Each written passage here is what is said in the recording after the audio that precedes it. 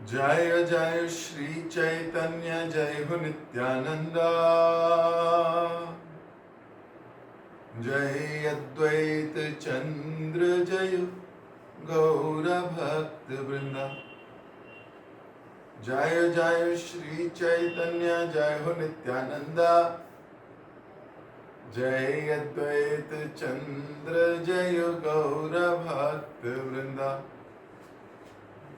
जय जय श्री चैतन्य जय हो नित्यानंद।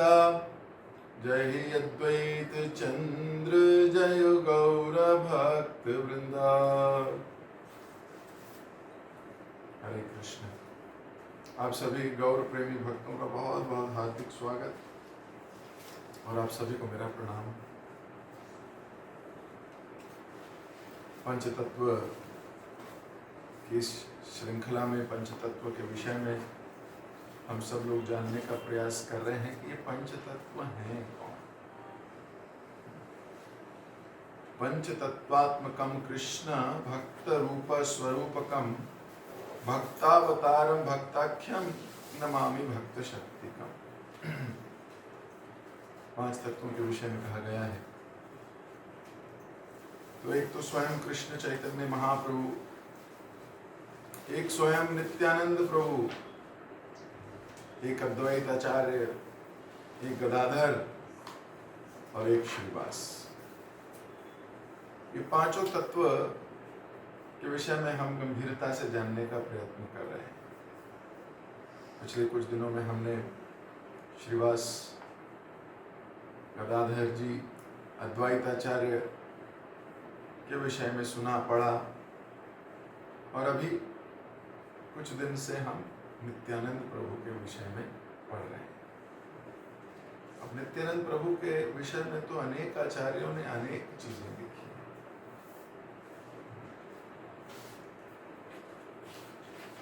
नरोत्तम दास ठाकुर ने तो कई भजन लिखे हैं, कई भजन लिखे हैं। भक्ति विनोद ठाकुर ने लिखे हैं, कृष्णदास कविराज गोस्वामी ने लिखा है, वृंदावन दास ठाकुर ने लिखा है, कई लोगों ने लिखा। चैतन्य चरितामृत में कृष्णदास कविराज गोस्वामी लिखते हैं, सर्व अवतारी कृष्ण स्वयं भगवान, ताहर द्वितीय देह श्री बलराम। एक स्वरूप दोय भिन्न मात्र काय, आधिक्यावयुः कृष्ण लीला रसहाय। से कृष्ण नवद्वीप श्री चैतन्य चंद्र, से बलराम संगे श्री नित्यानंद। वही बलराम है, नित्यानंद प्रभु। ब्रजेंद्र नंदन श्री कृष्ण सर्व अवतारी हैं। जितने भी भगवद अवतार अथवा भगवान के भिन्न स्वरूप हैं, वे सब के मूल श्री कृष्ण ही है। वो स्वयं भगवान है, स्वयं सिद्ध है। वे किसी अन्य रूप की अपेक्षा नहीं रखते।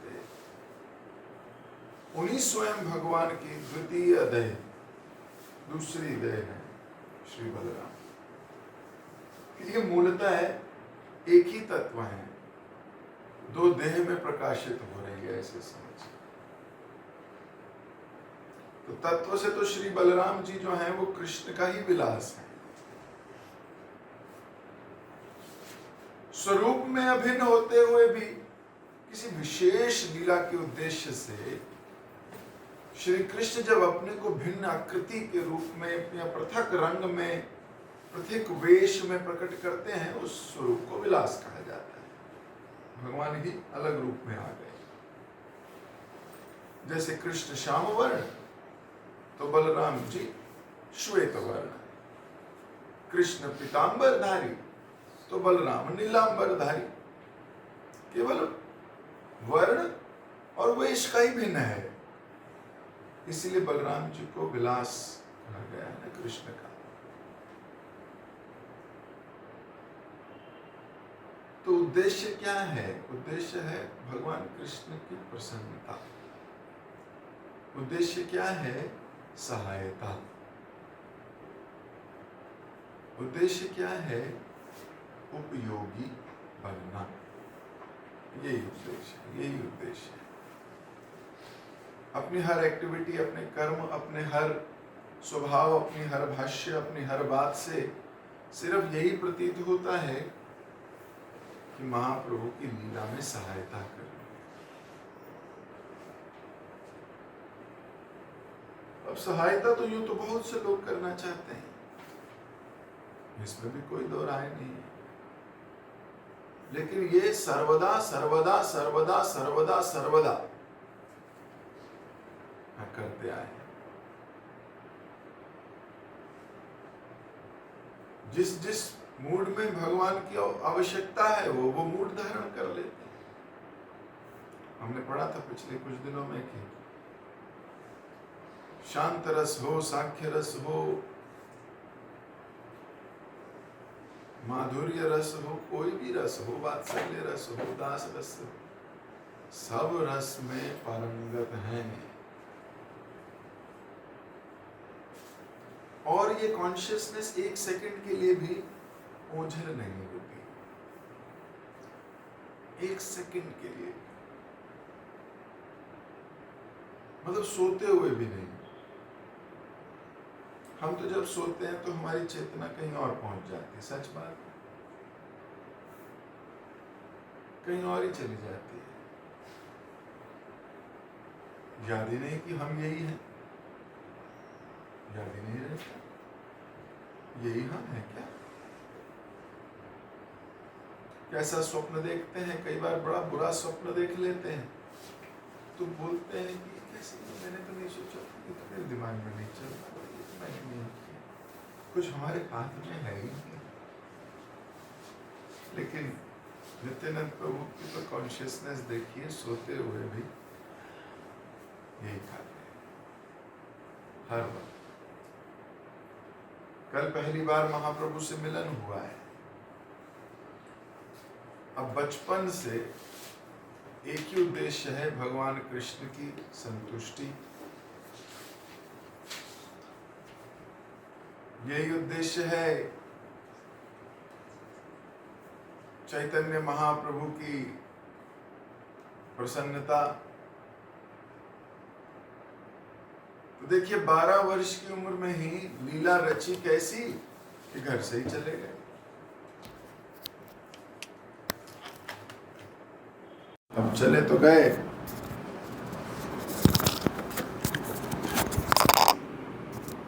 तो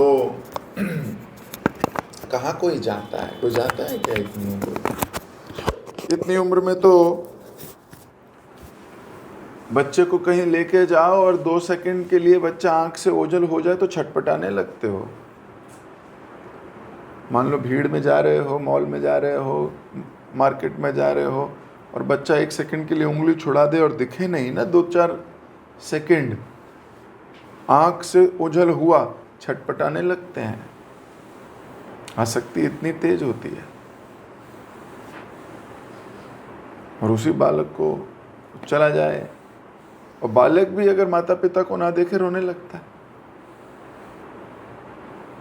थोड़ी देर में रोने लगता है। आप अपने बच्चों को देखो, जब सो रहे हैं तो सो रहे हैं, जब उठते हैं और आपको ना पाए आसपास तो रोने लगते हैं।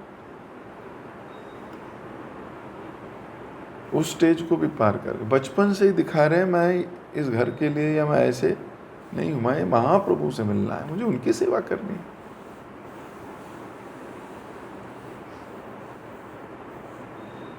तो दर दर भटकते हुए कल गौरांग महाप्रभु से मिले हैं और गोदी में हैं उनकी। अभी यहाँ पर हमने कल छोड़ा था कि इतने एक्सटेसी में थे कि छलांगे लगा रहे थे। महाप्रभु ने गोदी में ले लिया, गोदी में ले लिया तो शांत हो गए एकदम और रसपान करने लगे। इधर महाप्रभु भी बड़े आनंदित हो गए। खैर इनको बिठाया, महाप्रभु ने बहुत ग्लोरिफिकेशन किया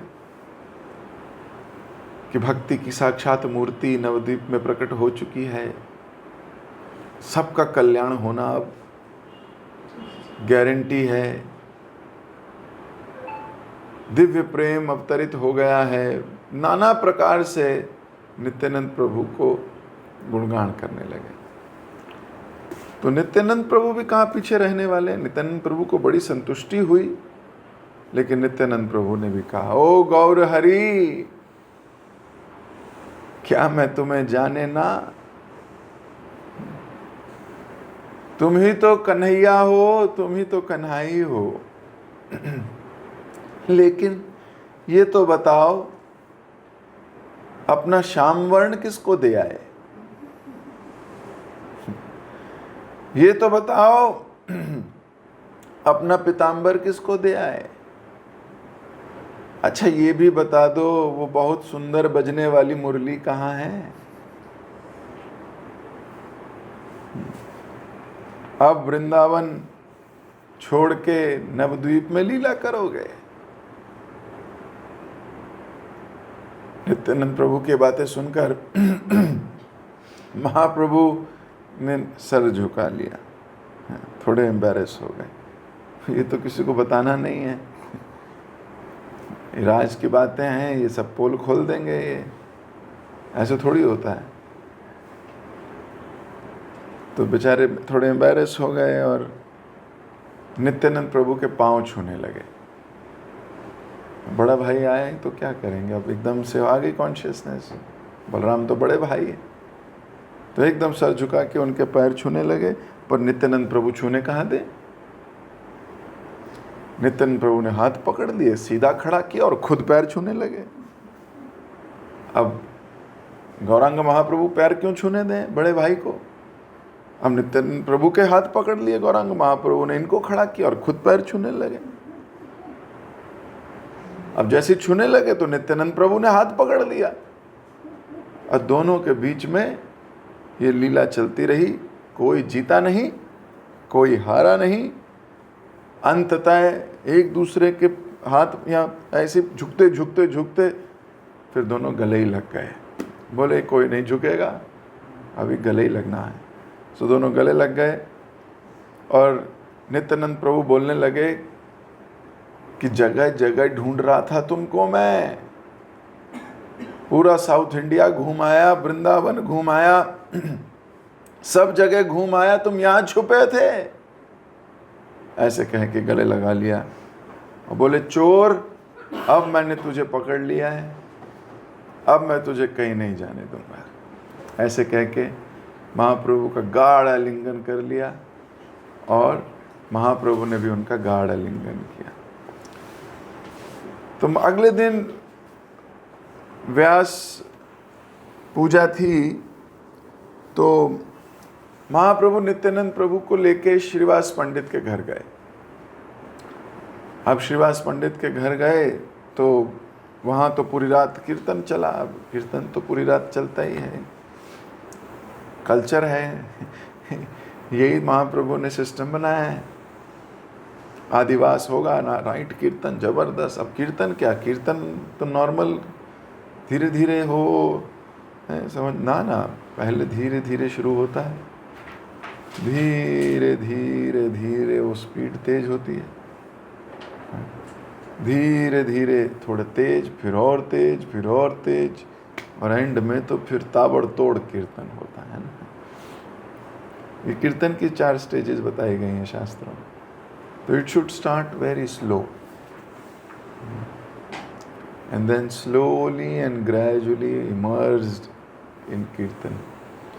तो उसके बाद तो थोड़ी देर बाद वो पागलों की तरह नाच रहे हैं। कौन? गौर निताई दोनों, और ये दोनों सेंटर में नाच रहे हैं, बाकी सब भक्त इनके आजू बाजू चक्कर लगा रहे हैं, नाच रहे हैं, कीर्तन कर रहे हैं, और सब प्रेम अश्रु बहा रहे हैं। सबकी आंखें भरी हुई हैं। दोनों भाइयों को डांस करते देख सब लोग दिव्य उन्माद में प्रवेश कर जाते हैं। ऐसा भाव प्रकट होता है उस वक्त, इनको नाचते हुए देख के इतनी खुशी होती है। तो कई तो ये देख नहीं पाए कि कितना सुंदर, कैसे भाव में नाच रहे हैं महाप्रभु, इतनी ऊंची ऊंची छलांगे मार रहे हैं। कई भक्त तो बेहोश हो गए वहां, ये देख के ही। सोचिए कितना प्यार होगा ना हृदय में कि बेहोश हो जाओ। हमें तो कभी कभी होश आता है, संसार की चीजों में बेहोश रहते हैं, भक्ति में थोड़ी देर के लिए कभी आते हैं तो थोड़ा होश लगता है, अन्यथा तो पूरा दिन कहाँ चला जाता है पता ही नहीं। सुबह हुई शाम हुई, जिंदगी ऐसे ही तमाम हुई। ऐसे ही हो गए 30 साल के, पता लगा क्या 35 साल के हो गए, 50 के हो गए, 40 के हो गए, पता लगा आपको? फास्ट फॉरवर्ड हो गई जिंदगी। लेकिन मानिए 24 घंटे थे हर रोज, वो 24 घंटे जिए हो हर रोज, लेकिन कहाँ जिए हो? एब्जॉर्ब्ड हो, पता ही नहीं है कितने दिन जी लिए, ऐसे जी लिए, कहाँ एनर्जी गई। तो कुछ लोगों ने चिल्लाया प्रेम से, निताई गौर के आजू बाजू सब भक्त कीर्तन इत्यादि करने लगे। अब महाप्रभु को थोड़ा बलराम जी का वेश हो गया एकदम, और गौरांग महाप्रभु नित्यानंद प्रभु को देखते हुए बोलते हैं, लाओ मेरा मूसल, हाँ हल लाओ मेरा। तो नित्यानंद प्रभु तुरंत ऐसे हाथ बला के देखते, ये लो हल, ये लो मूसल। अब किसी ने नहीं देखा, कोई दिव्य प्रेमी जन देख पाया कि वास्तव में नित्यानंद प्रभु ने अपना हल और अपना मूसल महाप्रभु के हाथों में दिया। कईयों को दिखा, सब नहीं देख पाए। और उसके बाद लेके महाप्रभु बोले, वारुणी वारुणी लाओ, वारुणी लाओ। अब वारुणी इज लिकर, लिकर का ब्रांड है। अब नित्यानंद प्रभु का भाव है, तो श्रीवास ने जैसे ही सुना, अब भक्त लोग क्या होते हैं ना, सेवा सुनते ही भाग खड़े होते हैं।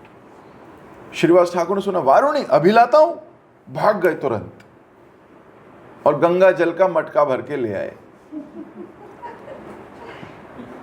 अब वो गंगा जल का मटका भर के लाए, बोले ये लो महाप्रभु, यही है वारुणी।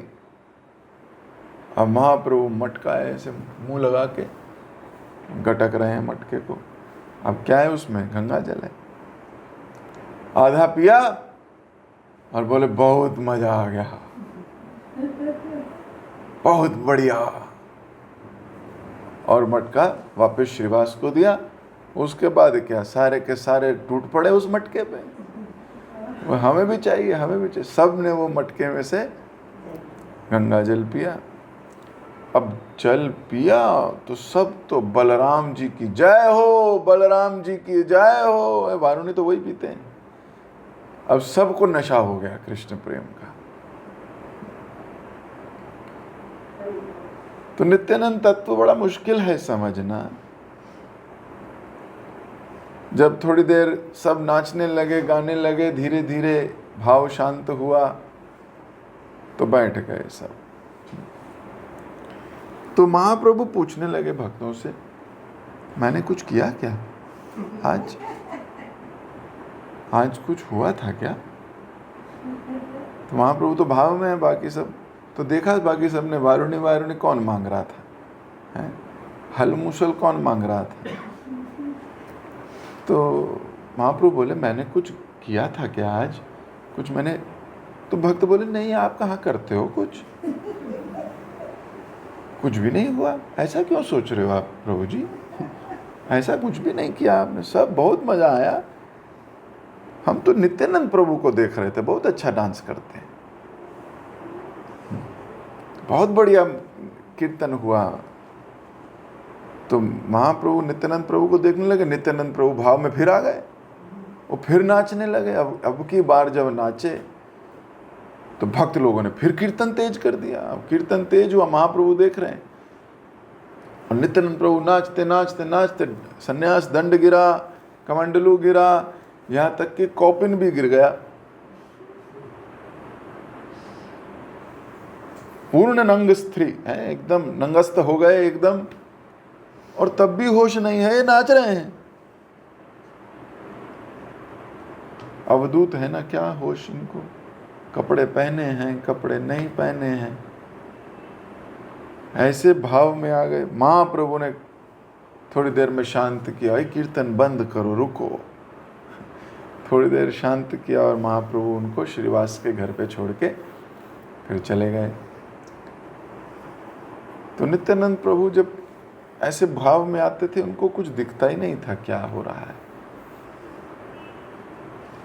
हम तो सबसे पहले अपनी अपीयरेंस को देखते हैं, मैं ठीक लग रहा हूँ ना जाने के लिए, जान ठीक है ना, पूछ भी लेते हैं कभी कभी घर वालों से, ये कपड़े ठीक लग रहे हैं ना, ऐसे ठीक लग रहे हैं, जाएं। कबे हबे बोलो से दिन आमार, इतनी होश है नहीं, हमें कितनी होश है अपनी, हर वक्त हमारी है ना कॉन्शियसनेस में हम ठीक लग रहे हैं ना, ऐसी कॉन्शियसनेस रहती है। कीर्तन में भी डांस करते हैं या भजन करते हैं तो मैं कहीं ज़्यादा इधर उधर तो नहीं हुआ, भैया ठीक से कराना, कैसी कॉन्शियसनेस है ना हमारी। We are so self conscious. Krishna conscious नहीं है, सेल्फ कॉन्शियस है।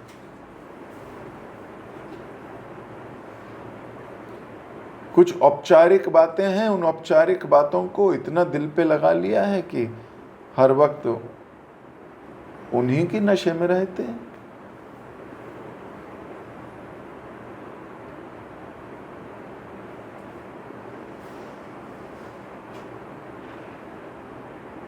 तो श्रीवास और उनका भाई है रमाई पंडित। अब सब सो गए घर में। नित्यानंद प्रभु को भी बोला अब आराम कीजिए, हम लोग सोते हैं। तो नित्यानंद प्रभु लेट तो गए, अब लेट तो गए पर नींद कहाँ। भगवान गौरांग महाप्रभु और नृत्य के बारे में सोचते हुए, कीर्तन के बारे में सोचते हुए, सेवाओं को मेडिटेट करते हुए नींद कहाँ आती है। संसारी लोगों को भी नहीं आती है ना, पैसा कमाने की होड़ में कहाँ नींद है। पैशन, इतना पैशन है। कभी कभी विचार करता हूँ तो सोचता हूँ ये पैसे में या यश में, कीर्ति में कितनी जान है, ये व्यक्ति की नींद तक छुड़ा सकती है। नींद तक छुड़ा सकती है। वो लोग पागलों की तरह मेहनत करते, रात में भी नहीं सोते। देखिए कई कॉल सेंटर जॉब है, रात रात भर चलती है, दिन में भी चलती हैं, रात में भी चलती हैं। सो मैडली एब्जॉर्ब्ड, लेकिन कीर्तन से थोड़ा लेट हो रहे हो ना तो नहीं सोना है, लेट हो गए, सुबह क्या उठ नहीं पाएंगे, अभी ना जल्दी जाना है। और सांसारिक चीज़ों के लिए कभी वैसे भावना आती नहीं कि लेट हो गए, सोना है। उस नींद को भी बेच देते हैं, सच्ची बात है।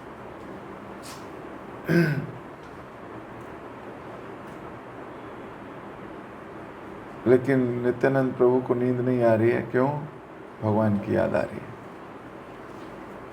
ये वही बलराम है, रात भर लक्ष्मण के रूप में भगवान राम की पहरेदारी करते थे और दिन भर सेवा। अभी तो रात भर की पहरेदारी कम हो गई, सेवा कम हो गई, अब नींद कहाँ है सेवक को बिना सेवा के। अब सो नहीं पा रहे तो एकदम से उठे और घूमने लगे घर में ही। घूमते घूमते नजर पड़ी अपने कमंडलू पे और अपने सन्यास के डंडे पे, और शेर की तरह चिंगाड़ लगाई और अपना ही सन्यास दंडा तोड़ दिया। अब सुबह सुबह रमाई पंडित इनके कमरे में गए, उठाने देख रहे तो डंडा कमंडलू भी टूटा पड़ा है, डंडा भी टूटा पड़ा है, जमीन पे पड़ा है वो भी। तुरंत जाके श्रीवास को बताया कि श्रीवास ऐसे ऐसे डंडा टूटा हुआ है वहां। तो अब सन्यास के दंड में तो 33 कोटि देवी देवता रहते हैं, वो कोई साधारण दंड थोड़ी होता है। बोले ये सब तोड़ फोड़ मचा दी। अब जैसे श्रीवास आए देखने के लिए डंडा टूटा है, देखने लगे, श्रीवास ने घबरा गए। श्रीवास महाप्रभु को बताया, महाप्रभु आए। अब महाप्रभु आए और डंडा टूटा हुआ, कमंडलू टूटा हुआ, तो महाप्रभु जोर जोर से हंसने लगे। अब महाप्रभु हंसने लगे, नित्यानंद प्रभु भी हंसने लगे। महाप्रभु ने वो उठा लिए जो टूटा फूटे पीसेस थे, उसको उठाया, कमंडलों के पीसेस को उठाया, हाथ में भरा, झोली में लेके जाके गंगा जी में फेंक दिया, प्रवाहित करा, गंगा जी में डाल दिया। अब जैसे ही गंगा जी में डाला, इधर ये नाचने लगे नित्यानंद प्रभु, धमाधम नाचे हैं और मुस्कुराते हुए जय जय जय, डंडा गया है। तुम्हारा डंडा गया, सन्यासी के डंडे को हाथ लगाओ, तुम्हारा डंडा बजाए वो तुम्हारे।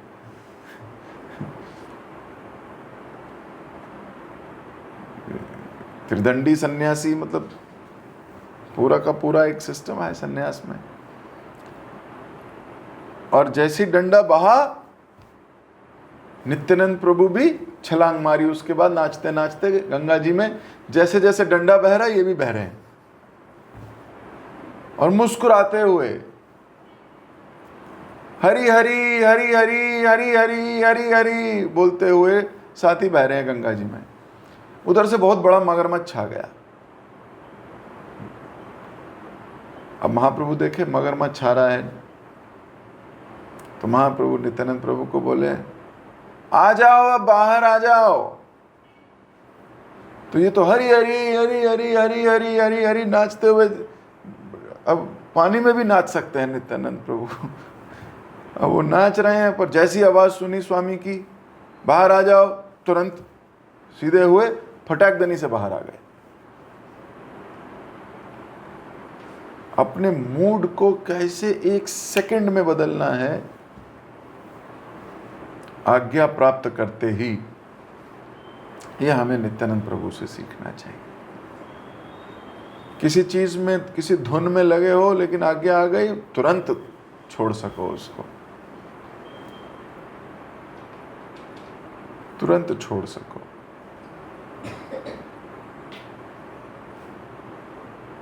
कई बार सेवा में इतनी आसक्ति हो जाती है कि आज्ञा आती है तो सेवा फिर भी आदमी नहीं छोड़ पाता, बोलता नहीं मैं बाद में आऊंगा, पहले ये कर रहा हूं।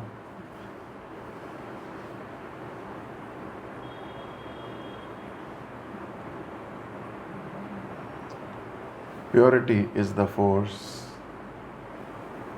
प्योरिटी नहीं होगी तो ये फोर्स ही नहीं आएगी।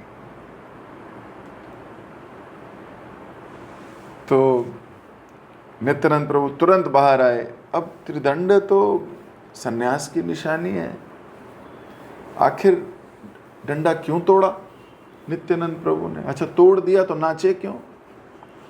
अच्छा, नाच दिया तो बहाने क्यों दिया? और बहा दिया तो साथ में क्यों बहे? ये इतने खुश क्यों हैं?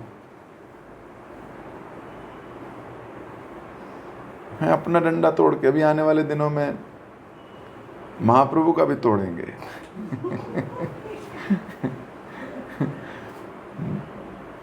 आने वाले दिनों में वो भी तोड़ेंगे। आज अपना तोड़ के खुश हैं। आखिर क्यों खुश हैं? तो आचार्यगण इस पे विचार करते हैं कि गौरांग महाप्रभु और नित्यानंद प्रभु खुश, इसलिए नित्यानंद प्रभु सोच रहे हैं कि सन्यास का क्या फायदा। तो सन्यास होता है भगवान कृष्ण से मिलाने के लिए, है ना। अब तो मिल लिया, अब जब मिल गया तो डंडे की क्या आवश्यकता है। एक आचार्य ये भी लिखते हैं कि जब प्रेमानुगा हो जाते हैं ना, जब प्रेमा भक्ति में प्रवेश करते हैं, तो नियम, प्रोटोकॉल्स और इन सब चीजों का कोई बोध नहीं होता, फिर विचार ही नहीं आते। तो अब तो महाप्रभु मिल गए, तो विधि निषेध हो गया। विधि, अब विधि कोई विधि थोड़ी है, कोई प्रोसेस नहीं। अब यही मिल गए महाप्रभु, अब मुझे डंडे की क्या आवश्यकता है, अब तो मुझे महाप्रभु मिल गए। इस भाव में उन्होंने महाप्रभु का यशोगान और बढ़ाया। सबको ये समझाना चाहते थे कि महाप्रभु स्वयं भगवान कृष्ण है।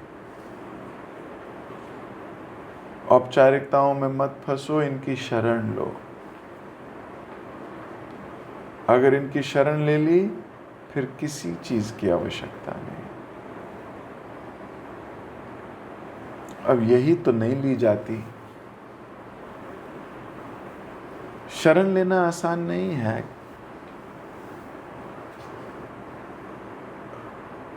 अपने मन को, अपनी बुद्धि को, अपने अहंकार को भी चरणों में डालना पड़ता है।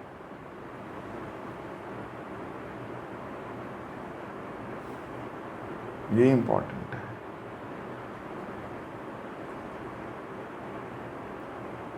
तो ग्रॉस बॉडी से तो कोई भी कह देता है कि हम शरण में हैं। अब ये तो आप स्वामी से पूछो ना कि कोई शरण में है कि नहीं है, खुद तो बोल ही देते हैं हम। बात तो तब है जब स्वामी भी ये माने, उसको लगे इसका मन भी, बुद्धि भी, अहंकार, अब सब कुछ ये सोचता ही नहीं है इसके विषय में। हमारा अहंकार हमें कभी शरण में नहीं आने देगा, कभी नहीं। जब तक अहंकार नहीं त्यागोगे, तब तक शरण में आने का ना कोई अवसर है, ना कोई प्रोसेस है, और ना ही ये हो सकता है। पॉसिबल ही नहीं। ये एक प्राइड ही है हमारी, जो इतनी हाई लेवल शरणागति तक नहीं जाने देती। और हर एक की परीक्षा उसके लेवल की हो जाती है। फर्स्ट ईयर के स्टूडेंट्स की फर्स्ट ईयर के लेवल की परीक्षा होती है, सेकेंड ईयर स्टूडेंट की second year, third year student की थर्ड ईयर। तो अहंकार तो सब में है, थोड़ा थोड़ा थोड़ा। तो आप हो सकता है पहली परीक्षा पार कर जाओ, दूसरी पार कर जाओ, तीसरी पार, एक परीक्षा में अटक जाओगे अगर इतना सा भी है तो। हर लेवल की परीक्षाएं भगवान ने दे रखी हैं संसार में। तो व्यक्ति शरणागत क्यों नहीं होता? वो इसलिए नहीं होता, उसकी मन, बुद्धि, अहंकार ये कहीं और लगे। मन शरणागत होने नहीं देता, बुद्धि बातें बताती है कि क्यों नहीं हो रहा मैं। मन होना नहीं चाहता तो बुद्धि 4-5 सिचुएशन देख के बैठी होती है। मैंने इनमें ये देखा, मैंने इनमें ये देखा, मैंने इनमें ये, इनके अंदर ये डाउट है, ये प्रॉब्लम है, ये प्रॉब्लम है, इसलिए मैं शरणागत नहीं हूं। तो वास्तव में अहंकार जीव यही करता है।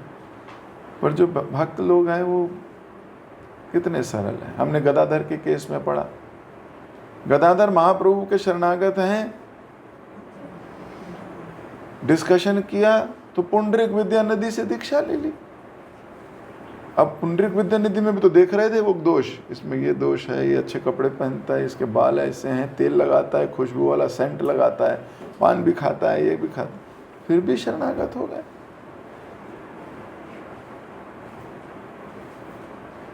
डाउट पालने वाला तो कितने डाउट कर देगा। वास्तव में हमारा मन शरणागत होना नहीं चाहता क्योंकि अहंकार बहुत है, बुद्धि ऐसे कंडीशंस रख देती है,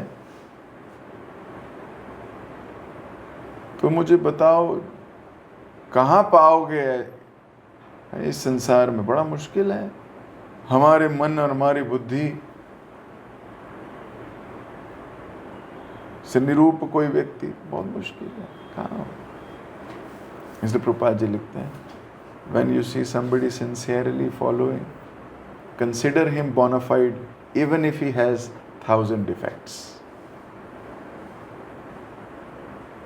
Even if he has 1,000 defects, you should accept him as bona fide. If he is trying to follow his spiritual masters. And if he is not following, don't consider him as bona fide. No matter how great qualities he has.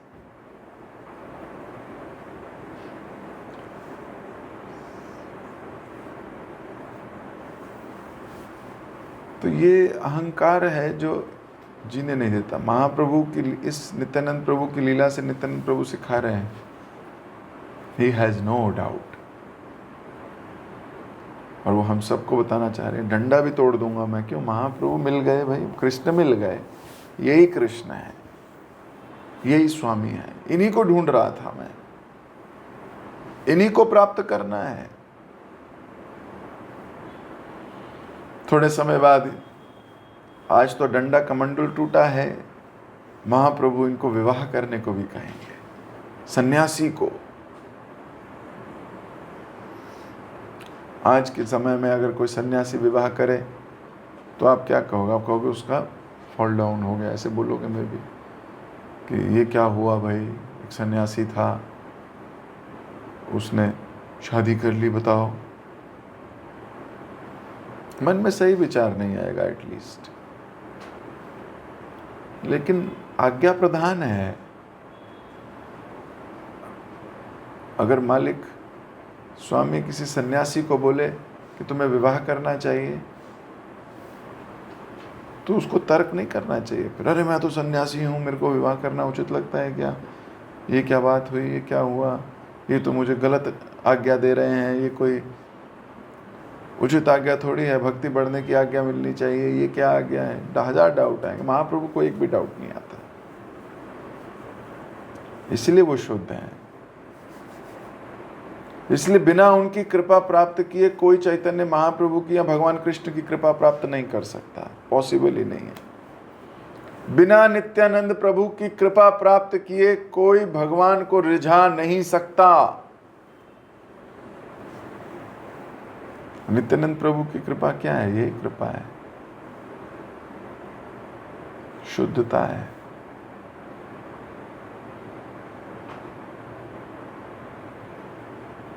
पर हमारी विषय आसक्ति इतनी है कि हम कृपा ही नहीं समझते।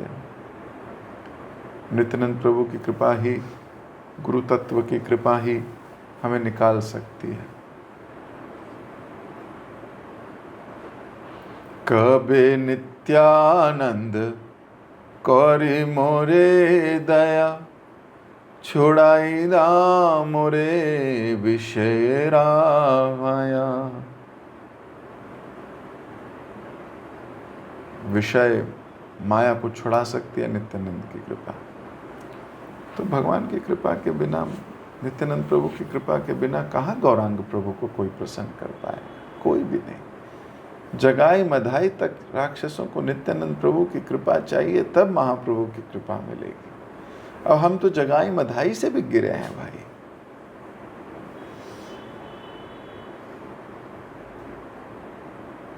हमारे में भी उनसे कम अहंकार नहीं है।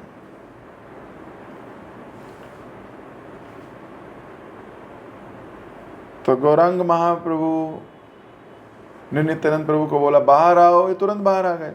भाव छोड़ा अपना, भाव भी छोड़ दिया अपना। बोले नहीं, अभी तो आज्ञा आई है बाहर आने की। तुरंत बाहर आके खड़े हो गए। महाप्रभु उनको लेके फिर श्रीवास के घर चले गए और श्रीवास ने पूरा अरेंजमेंट किया था व्यास पूजा का। नित्यानंद प्रभु को आसन पे बिठाया गया और उनकी पूजा शुरू की गई, नित्यानंद प्रभु की। सो सारे भक्त कीर्तन करने लगे आंगन में। तो श्रीवास ने फूल नित्यानंद प्रभु को दिए और नित्यानंद प्रभु को कहा कि जरा व्यासदेव जी को चढ़ा दीजिए। नित्यानंद प्रभु ने वो फूल लिए और कुछ कुछ बोलते हुए,